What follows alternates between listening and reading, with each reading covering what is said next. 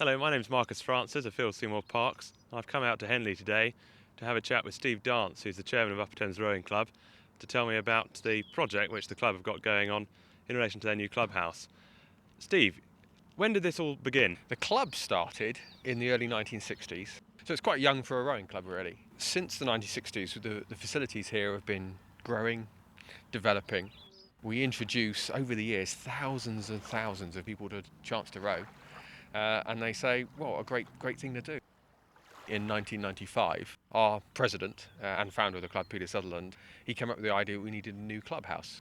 The old one we built in the 80s had, well, we'd just grown and outgrown it. What actually happened is over the next following years we raised some money and we built the boat shed.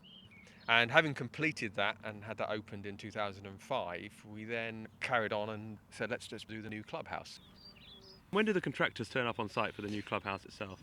September last year, and we've been living in a building site since, like anybody who does any building projects.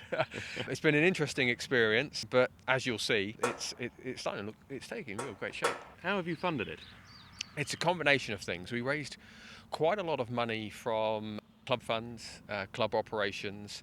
We run a whole series of events each year, things like Henley Regatta and other rowing events, even things like quizzes and horse racing nights. We raised a lot of money that way. And then we also had two other sporting-based funders. First of all, Sport England. Also, South Oxford District Council. We're part of their community investment fund, and they've given us a big grant. On top of that, there's a lot of local people have just given us money. We've still got some more funding challenges. Some of it's loan. So if you know anyone else who wants to give us some more money, we'd be grateful. Steve, when you started on the project, were you aware of what would be involved from a legal point of view? I was naive. I thought we were going to rely on club members giving us the odd hour or two. If I'd known what it would take when I started, I wouldn't have started it.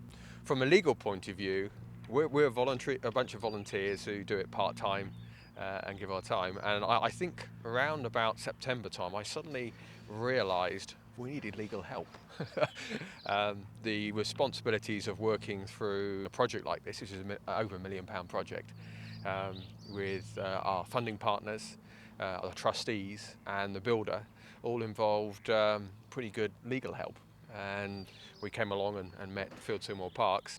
We looked at 2 or 3 companies and it just worked. And I have to say, from a club point of view, we're really grateful for the help and support you gave us on making the legal aspects of this project as easy as they possibly could be, actually. It's been a pleasure working with you, and I hope we can do it again in the future.